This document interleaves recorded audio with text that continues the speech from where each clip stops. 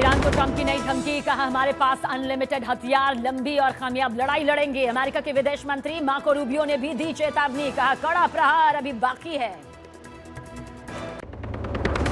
Iran की America को धमकी, विदेश मंत्री अब्बास अरागची बोले खamenei को मारना एक धार्मिक अपराध, भुगतना होगा गंभीर नतीजा। अरागची ने पड़ोसी देशों के साथ युद्ध को नकारा। ईरान ने बंद किया होर्मुज स्ट्रेट, IRGC एडवाइजर बोले होर्मुज स्ट्रेट बंद है, कोई जहाज आया तो आग लगा देंगे, गहरा सकता है तेल संकट। अमेरिका ने कहा होर्मुज स्ट्रेट में सब ठीक। अमेरिका को झटका, ब्रिटेन स्पेन ईरान के खिलाफ अमेरिका इजरायल के साथ जंग में नहीं होंगे शामिल। स्पेन ने अमेरिका को अपना सैन्य अड्डा इस्तेमाल करने से रोका, 15 अमेरिकी विमान भी वापस लौटे। पोस्ट बजट वेबिनार में पीएम मोदी ने प्रोडक्ट की क्वालिटी पर दिया जोर, कहा build more, produce more, export more पर होगा फोकस। उद्योग जगत की भागीदारी को बताया बेहद अहम। प्रधानमंत्री नरेंद्र मोदी के YouTube चैनल पर हुए 30 मिलियन सब्सक्राइबर्स। YouTube पर पूरी दुनिया के सबसे ज्यादा फॉलो किए जाने वाले नेता बने पीएम मोदी। साल का पहला चंद्र ग्रहण आज भारतीय समय के अनुसार दोपहर 3:20 से ग्रहण शुरू होगा, शाम करीब 6 बजे तक दिखेगा। चंद्र ग्रहण की वजह से होली कल मनाई जाएगी। Presented by Hamdard Foods India। और आइए अब आपको बुलेटिन की यहां पर एक बार फिर से शुरुआत करते हुए पश्चिम एशिया में जारी महायुद्ध की टॉप 25 खबरों से रूबरू करवाते हैं।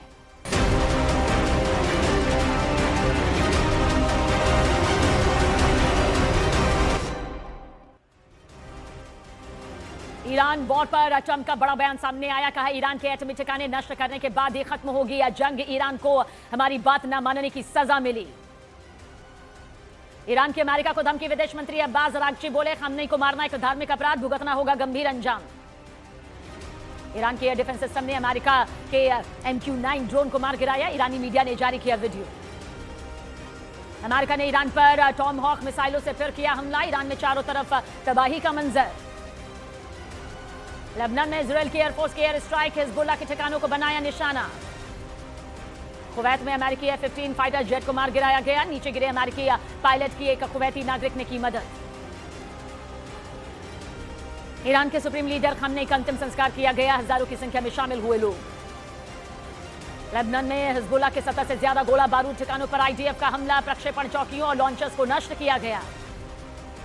इजरायल के लगातार हमलों के बीच दक्षिणी लेबनान में मची भगदड़, देश छोड़ने की होड़ के बीच जगह जगह लंबा जाम। बहरीन पर ईरान के ताबड़तोड़ हमले जारी, कई इमारतें जमींदोज, लोगों में दहशत। तेहरान पर ताजा हमले का हाहाकारी वीडियो सामने आया, शहर शहर तबाही का ही मंजर। लेबनान में हिजबुल्लाह के ठिकानों पर IDF ने बरसाई मिसाइलें, लेबनान ने बड़े नुकसान का दावा किया। ईरान के खिलाफ इजरायल के ऑपरेशन में 30 महिला पायलट ने लिया हिस्सा, इजरायली वायुसेना ने वीडियो जारी किया। युद्ध के बीच अमेरिका को बड़ा झटका, ब्रिटेन और स्पेन ईरान के खिलाफ जंग में नहीं होंगे शामिल, स्पेन ने अमेरिका को अपना सैन्य अड्डा देने से भी मना कर दिया। लेबनान में हिजबुल्लाह के ठिकानों पर इजरायल का फिर जोरदार हमला, दक्षिणी बेरूत में भारी तबाही। बहरीन में US बेस पर ईरान ने दागी मिसाइलें, ईरान ने 20 ड्रोन और 3 मिसाइलों से हमला किया, US एयरबेस के ईंधन टैंकों में आग लगी। एरबिल में एक होटल पर इराक की सेना का अटैक, होटल में अमेरिकी सैनिकों के छिपे होने का दावा। PV सिंधु दुबई से सुरक्षित भारत लौटी, युद्ध के बीच दुबई में फंस गई थी बैडमिंटन खिलाड़ी PV सिंधु। बेरूत में हिजबुल्लाह के ठिकानों पर इजरायली सेना ने किया अब तक का सबसे बड़ा हमला, हिजबुल्लाह के कई लड़ाके मारे जाने का दावा। ईरान ने अमेरिका और इजरायल के ठिकानों पर कद्र और इमाद मिसाइलें दागी, अमेरिका इजरायल को बड़े नुकसान का दावा। युद्ध में इजरायल ने अब तक ईरानी सेना के 2500 से ज्यादा हथियार और 600 ठिकाने ध्वस्त कर दिए। Operation roar of the lion के तहत तब तक 1,10,000 सैनिकों की तैनाती। ईरान की राजधानी तेहरान पर अमेरिका और इजरायल के हमले जारी, तेहरान में कई लोगों के मारे जाने की भी खबर। इजरायल के बीर शेवा में गिरी ईरान की मिसाइलें, कई लोगों के हताहत होने की खबर।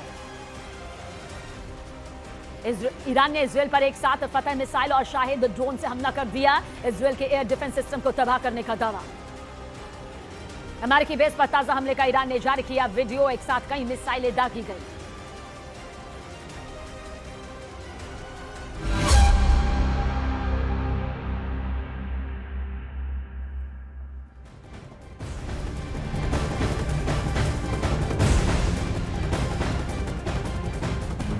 ईरान पर अमेरिका इजराइल के हमले से देखिए परमाणु युद्ध का माहौल बन गया है। चीन और रूस ने अमेरिका की एटमी पॉलिसी पर निशाना साधा, तो वहीं ईरान के एटमी अड्डों पर हलचल बहुत ज्यादा तेज यहां पर हो चुकी है।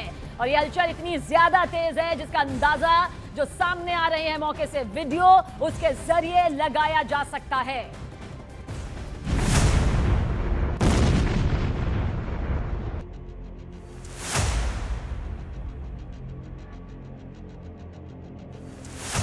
ईरान को जितनी बेरहमी से कुचला गया वो उतना ही भयानक बदला ले रहा है। ईरान का इंतकाम खाड़ी देशों को बारूद से खौला रहा है, लेकिन ये सिर्फ शुरुआत है। ईरान के परमाणु अड्डों पर जो ऑर्डर आया है उससे तो ये तय हो चुका है कि अब न्यूक्लियर हथियारों से ही युद्ध का फैसला होगा।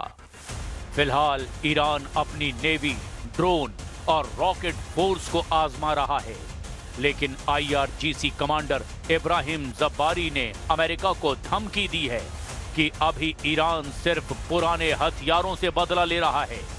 जल्द ऐसे हथियारों से पलटवार होगा जिसकी कल्पना ट्रंप और नेतन्याहू ने भी नहीं की होगी।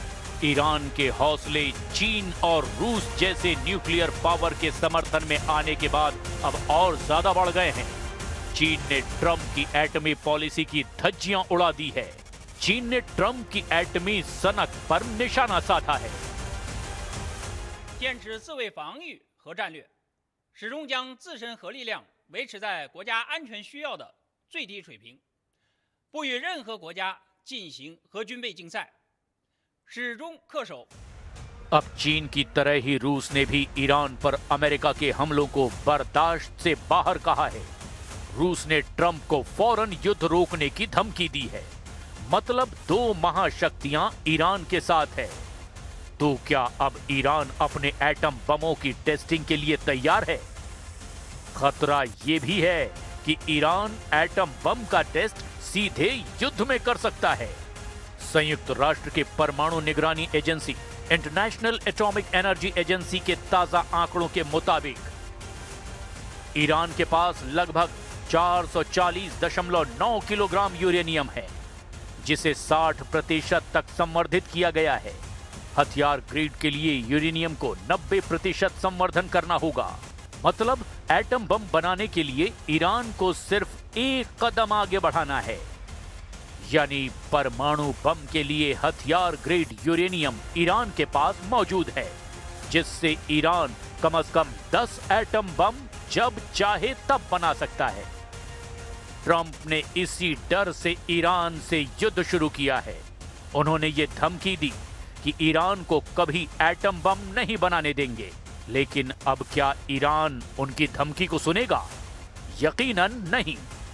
It's always been the policy of the United States, in particular, my administration, that this terrorist regime can never have a nuclear weapon.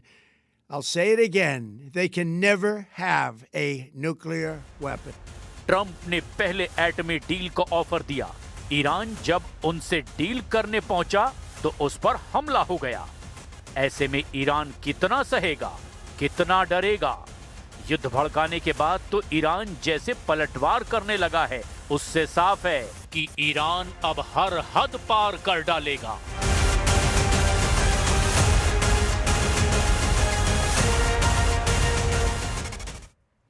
और एक बड़ा सवाल यह है कि ईरान के सर्वोच्च नेता, सुप्रीम लीडर रहे अली खामनेई का आखिर शव कहां है? देखिए, इस वक्त दो चर्चाएं बहुत ज्यादा तेज है, जोरों पर है। पहली चर्चा यह कि उनका अंतिम संस्कार तेहरान में किया जा सकता है, यानी कि उन्हें उसी बेहश्ते ज़हरा में दफनाया जा सकता है।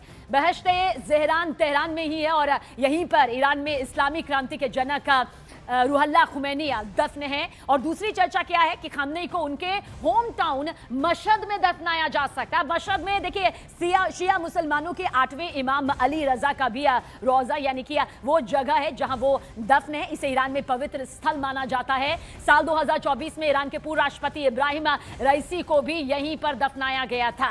और कयास इस बीच ये भी है कि युद्ध खत्म खत्म होने का इंतजार किया जाएगा, हार जीत का इंतजार किया जाएगा और उसके बाद खामनेई का अंतिम संस्कार किया जा सकता है। ऐसा इसलिए क्योंकि लेबनान में आपको याद होगा जब हिजबुल्लाह चीफ हसन नसरल्लाह का अंतिम संस्कार भी उनके निधन के 5 महीने बाद ही किया गया था। तो ये कयास यहां पर लगाए जा रहे हैं।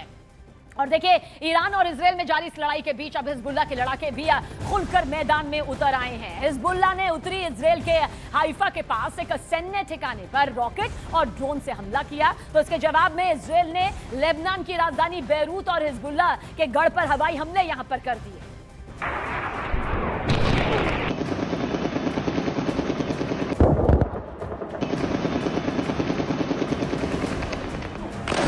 मिडिल ईस्ट में जंग की ज्वाला।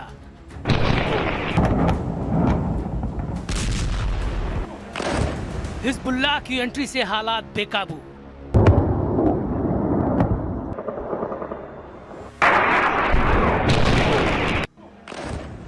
रॉकेट, ड्रोन और बमों की गूंज।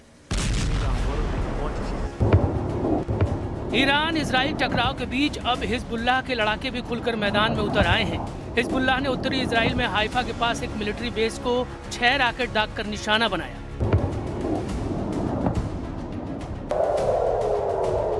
हमले के बाद पूरे इलाके में सायरन गूंज उठे और इसके साथ ही हिजबुल्लाह ने आधिकारिक तौर पर जंग में एंट्री का ऐलान कर दिया। हिजबुल्लाह ने कहा कि उसने रात में इजराइल पर रॉकेट और ड्रोन से हमला किया। हिजबुल्लाह ने दावा किया कि ये कार्रवाई ईरान के सुप्रीम लीडर आयतुल्लाह अली खamenei की हत्या का बदला है और लेबनान की रक्षा के लिए ये कदम उठाया गया है। लेकिन इसके बाद जो हुआ उसने हालात और विस्फोटक बना दिए। इजराइल की सेना यानी IDF ने ताबड़तोड़ जवाबी हमला शुरू कर दिया। इजराइल ने हिजबुल्लाह का मिसाइल अटैक फेल कर दिया और लेबनान की राजधानी बेरूत में हिजबुल्लाह के ठिकानों पर जोरदार बमबारी कर पलटवार किया।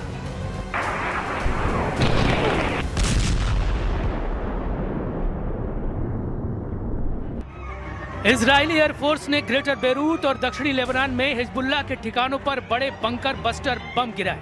इतना ही नहीं, हिजबुल्लाह की संसदीय शाखा के प्रमुख मोहम्मद राद की मौत लेबनान और बेरूत में हुए IDF के हवाई हमलों में होने की खबर भी सामने आई है। ये हमला सोमवार की सुबह अंजाम दिया गया।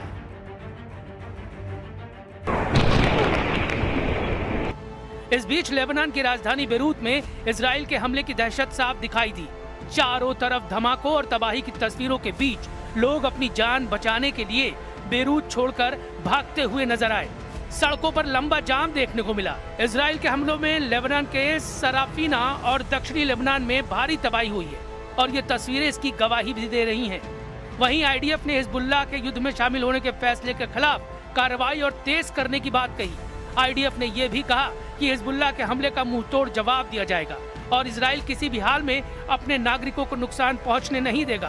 तो उधर लेबनान के PM नवाब सलाम ने इजराइल के हमलों को गैर जिम्मेदाराना बताया और कहा इससे देश की सुरक्षा खतरे में पड़ी है। दरअसल हिजबुल्लाह लेबनान आधारित शिया और राजनीतिक संगठन है। इसे लंबे समय से ईरान का समर्थन और फंडिंग मिलती रही है। पिछले 1 साल से ज्यादा समय में यह पहला मौका बताया जा रहा है जब हिजबुल्लाह ने सीधे हमले की जिम्मेदारी ली है। इससे पहले इजराइल और हिजबुल्लाह के बीच सीमित झड़पें होती रही हैं।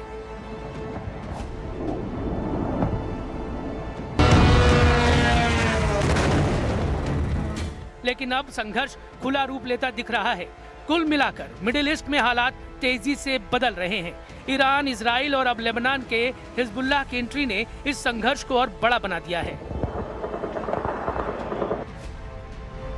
क्या ये टकराव सीमित रहेगा या बड़े क्षेत्रीय युद्ध में बदलेगा? फिलहाल दुनिया की निगाहें मिडिल ईस्ट पर टिकी हैं।